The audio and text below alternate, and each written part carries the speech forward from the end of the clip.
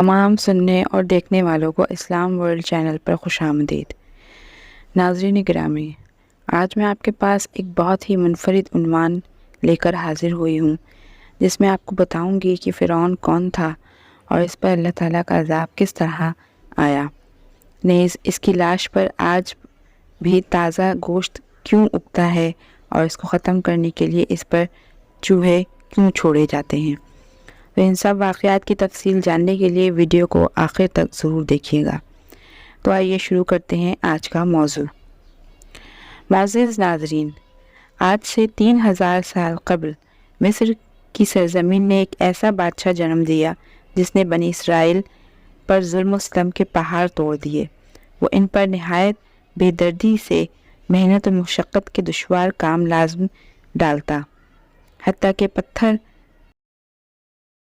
کی چٹانیں کاٹ کر دھوتے دھوتے بنی اسرائیل والوں کی کمر اور گردن زخمی ہو گئی۔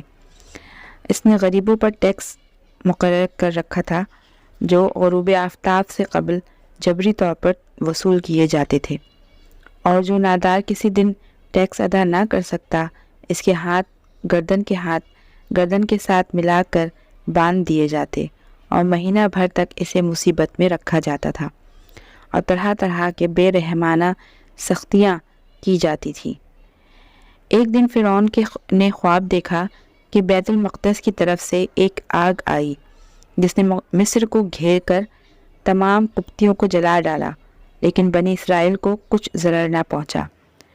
فرعون اٹھا اور اسی لمحے کاہنوں کو بلا کر اس کی تعبیر پوچھی۔ کاہنوں نے اسے بتایا کہ بنی اسرائیل میں ایک لڑکا پیدا ہوگا جو تیرے ہلاک اور زوال سلطنت کا باعث ہوگا۔ یہ سن کر فرعون نے حکم دیا کہ بنی اسرائیل میں جو بھی لڑکا پیدا ہوا ہے اسے قتل کر دیا جائے۔ چنانچہ حکم کی تعمیل کی گئی۔ دائیاں تفتیش کے لیے مقرر کی گئیں۔ 12,000 یا ایک روایت کے مطابق 70,000 لڑکے قتل کر دیے گئے اور 90,000 حمل گرا دیے گئے، اور اوپر سے مشیت الہی یہ ہوئی کہ اس قوم کے بوڑھے جلد مرنے لگے۔ ناظرین گرامی، اس صورتحال کو دیکھتے ہوئے قوم قبط کے سردار فرعون کے پاس آئے اور اسے شکایت کی کہ بنی اسرائیل میں موت کی گرم بازاری ہے، اس پر ان کے بچے بھی قتل کیے جا رہے ہیں، تو ہمیں خدمت گزار کہاں سے میسر آئیں گے؟ اس پر فرعون نے حکم دیا کہ 1 سال بچے قتل کیے جائیں اور 1 سال چھوڑ دیے جائیں۔ لہٰذا جو سال چھوڑنے کا تھا اس میں حضرت ہارون علیہ السلام پیدا ہوئے، اور قتل کرنے والے سال میں حضرت موسیٰ علیہ السلام کی ولادت ہوئی۔ لیکن حضرت موسیٰ علیہ السلام کی والدہ نے قتل کے خوف سے ان کو ایک صندوق میں رکھ کر صندوق کو مضبوطی سے بند کر کے دریائے نیل میں ڈال دیا۔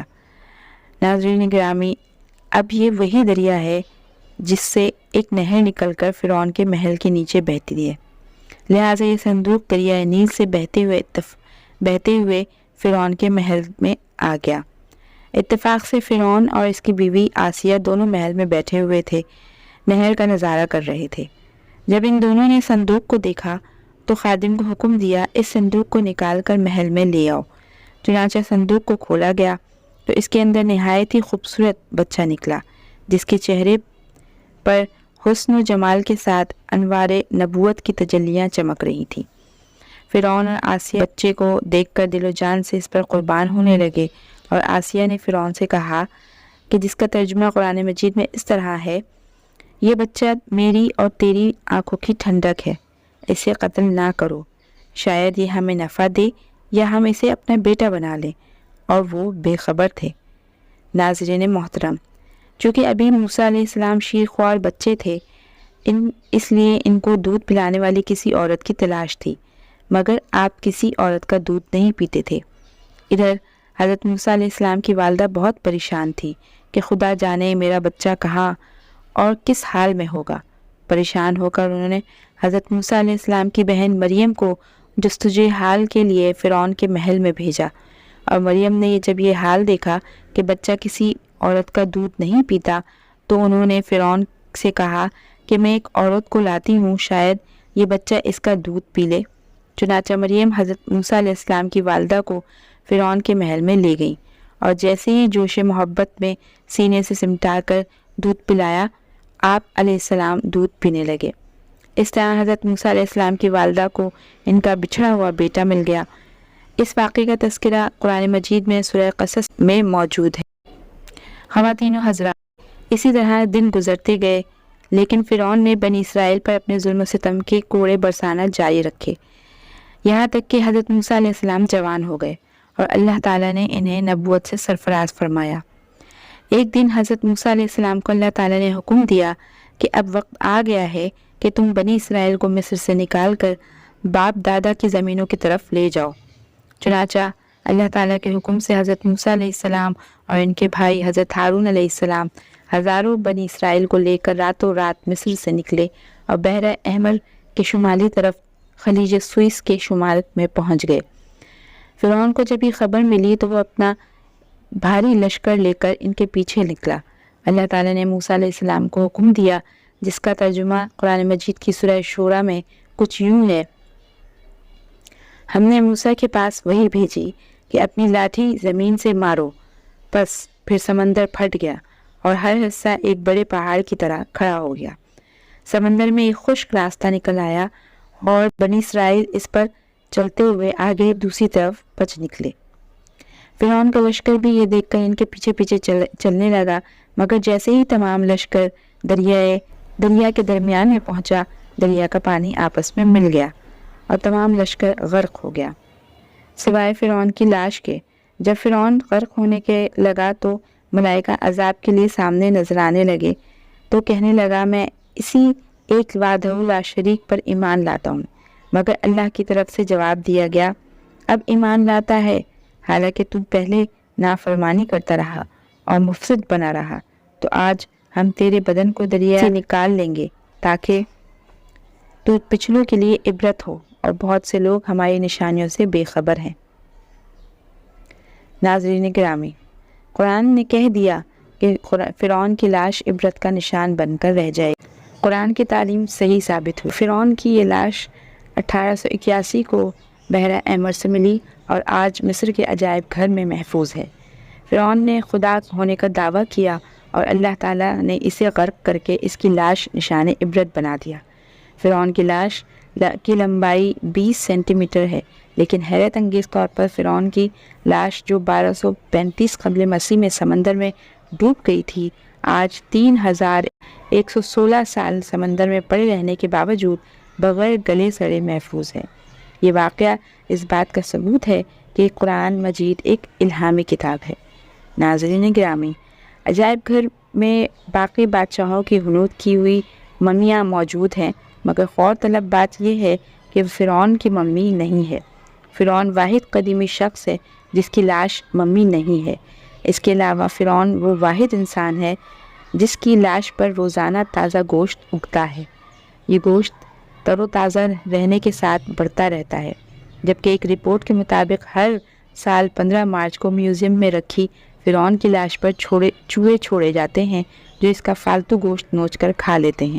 اس کے بعد دوبارہ لاش کی ڈریسنگ کی جاتی ہے اور پھر اسے شیشے میں رکھ دیا جاتا ہے۔ پیارے دوستو، یہودیوں اور عیسائیوں کے عقیدے کے مطابق فرعون کی تمام فوج تو غرق ہو گئی تھی، مگر فرعون کنارے پر ہونے کی وجہ سے بچ گیا اور بعد میں طبعی موت مرا۔